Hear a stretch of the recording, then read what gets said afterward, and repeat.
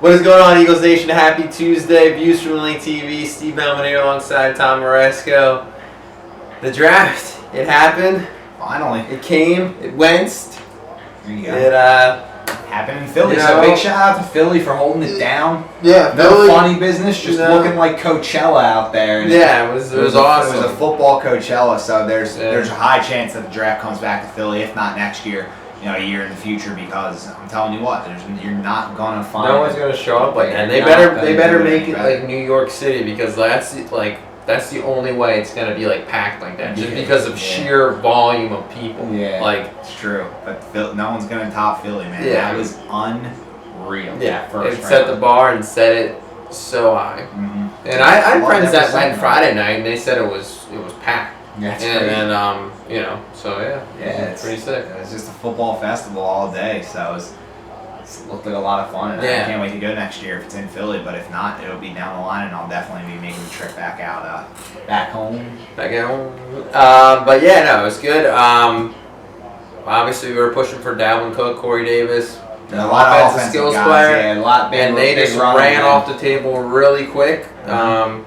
So that's just kind of how it goes sometimes. Yeah, it does. That's how it goes. And we ended up with Derek Barnett, Sidney Jones, 2 20-year-old guys that you'll see a lot of in coming years. Maybe there's a chance that even Sidney Jones gets on the field this year if he gets healthy and he feels right. So Derek Barnett will get on the field and make some plays, and you'll see why they drafted him, because he's got some potential, some upside. But you're not going to see a finished product this year. And same goes for Rasul Douglas. He'll be on the field as well, just by kind of default. Yeah. Fin at corner, and he's a big guy, so he'll be able to try to cover some of those bigger receivers. Probably get his beat in his fair share of matchups, but that's gotta get the rookie. Get the rookie hiccups out of the way. Trial by fire. Yeah, and get these guys going. So then you got Mac Hollins, Donnell Pumphrey, and Shelton Gibson, and I think those are 3 guys that have tons of upside. Yeah.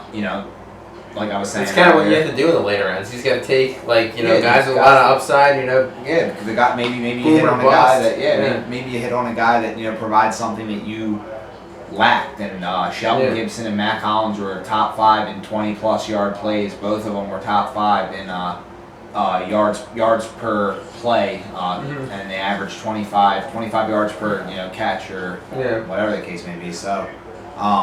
They're 2 big playmakers, and then you got Torrey Smith and Alshon Jeffrey in front of them, and then you got a guy like Jordan Matthews and Zach Ertz, who have been here for a couple of years. You have a nice foundation to bring these guys into. You're not bringing them in here to be, Shelton Gibson's not supposed to be our starter. He's if he can win the job and we hit a gem because he's just a beast as a rookie, then that's awesome. But there's no pressure. It's Shelton Gibson doesn't have to have the same pressure that Nelson Aguilar had when he first came in, being a first-round pick, a young guy. You get a speed guy like Gibson, and he's just going to come in with low expectations and a low bar for his rookie year, and be able to take advantage of that. And I think that's going to go a long way. And I think you got a lot of good veterans on the team in place to really bring these guys along. And like you said, it's not like Nelson Aguilar, having to come in here and kind of being expected to be like a great, great player. First round pick. You're getting guys that have a lot of upside, but they also have a good learning curve, a good learning period. The duration of which they'll be accepted as backups will be a lot longer. Exactly. So having a guy like Alshon Jeffrey in here, and Torrey Smith gives them 2 professional receivers, 1 top 10, breaking the top 10 if he's healthy and has a good year, type player in Alshon Jeffrey, and then Torrey Smith, who's just a really good team guy. And I think people are really, getting too into, this guy's not that good. I don't think it matters if he's great or not. He doesn't have to be great. He's a professional, and he knows how to play in certain situations that rookies have no way of simulating. So, until they get in there and do it themselves. So, having a guy that comes before you that can kind of tell you about how to handle things mentally, physically.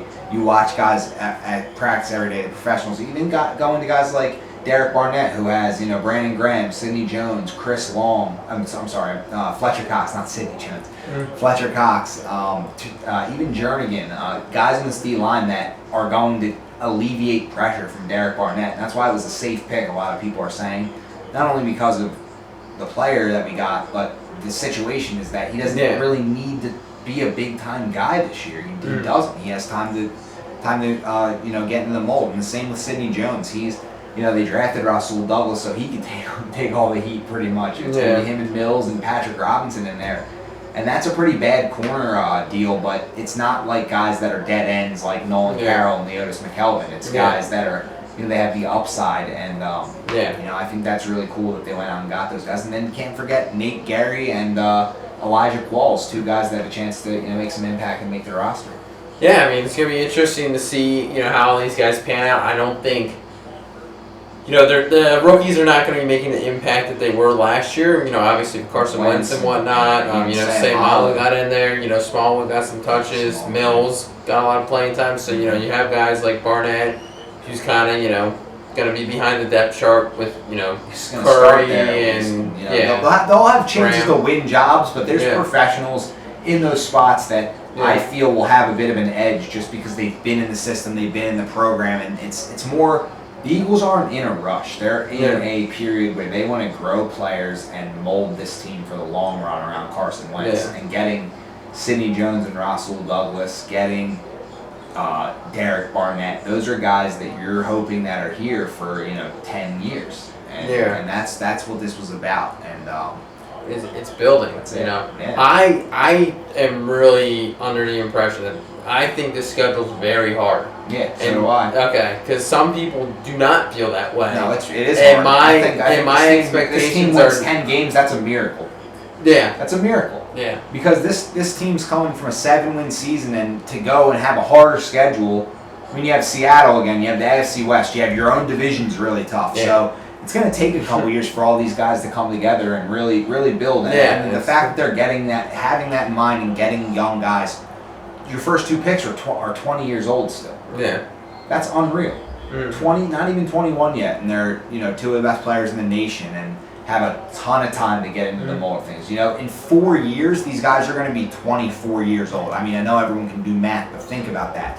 That's not even close. You're still 3-4 years away from your prime at that point. And that's 4 years down the road with these guys developing. So, that's 4 years in an NFL program, getting into the NFL, and they can be some of the best players. They're top players of this draft, and you look down the road and you think, Sidney Jones could be one of the better corners in the league, at that point. So, who knows? People were saying he could be the top corner before the Achilles thing. So, what I'm saying is give these guys patience. You don't need to see 8 interceptions from Sidney Jones in half a year for him to be worth the first round pick. This is a building year. This is another growing year where these guys are going to get a little better and make plays, and you're going to see them make plays. But you can't think that they're going to you can't expect them to have these crazy seasons and think that that's going to dictate what they are for the rest of their career. Yeah. Kind of, what I mean?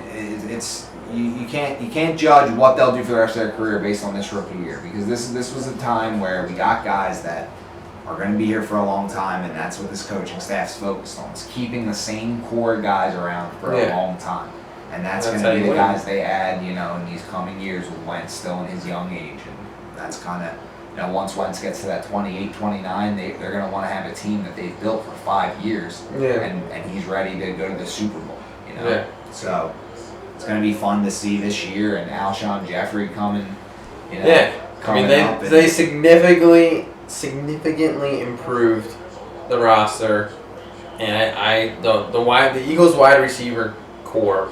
I mean, that's the biggest upgrade in pro football right now. And that's why I talk about it. It's the biggest upgrade. I'll just drop Alshon Jeffrey because I'm just so hyped. And it is the biggest. It's the biggest upgrade in pro sports. It seriously is. Just the only other thing would be maybe like the Sixers getting like Steph Curry, because their guards are by far the worst I think I've ever seen. Yeah. And I mean, maybe not Curry's the biggest upgrade, but or like Westbrook, Yeah. Like that's like literally what we did. It's like imagine like the Sixers getting a guy like Westbrook, like that's, or like Damian Lillard even, because Jeffrey's not the best receiver in the league, but he's up there with the top top 10 but just guys. How bad that they going were. From Nelson Aguilar, who's like MCW, and then getting a top top 10 guy potentially, top 7 guy stats wise, if he makes Yeah, I mean, guys, go on YouTube, guys. They have a lot of videos up of Carson Wentz throws from every game, and just look at them. I mean, there's a lot that are just like guys aren't catching the ball, and it's just like he can put the ball there. It's crazy. You made a lot of good Jeffrey throws with this team. Yeah, imagine even guys like Matt Collins.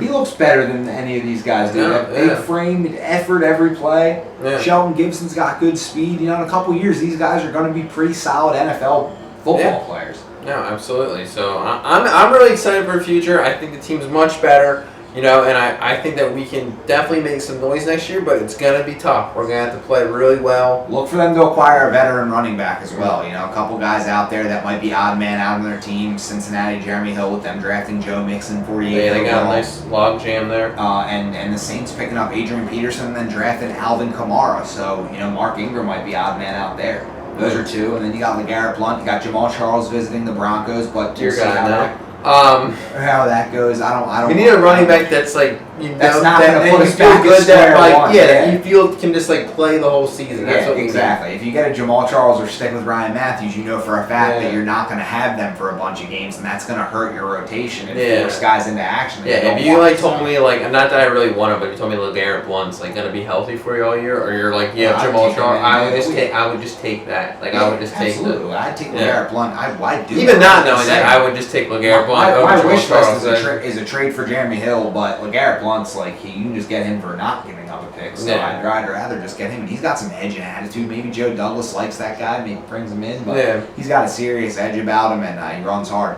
But we got a couple guys in the backfield that just aren't every down backs unless they really believe Wendell Smallwood's their starting running back, and that would be pretty ridiculous. But I'd be really rooting for him. But they got Corey Clement, the UDFA. And I just don't think he's an NFL running back at this point in his life. Maybe in a couple of years he'll find his way onto a roster, but I just don't think he's going to make the team. Unless he's absolutely they practice squad him. Yeah, they'll probably practice squad him, and he might get signed, he might not, but I think that just putting him on the practice squad is probably the best move. And if some team signs him, good for him, exactly. But we'll keep him around. And it would be fun to watch him in preseason. And that's what's up next, guys. Preseason's coming up, training camp, OTAs, mini camps, whatever they are. So we got a lot of off-season activity, and we'll be bringing you all our thoughts on how guys are looking and things like that. So stay tuned. All right, guys. He did my job. So guys, we'll see you later in the week for Bird Bus. Have a great day and enjoy.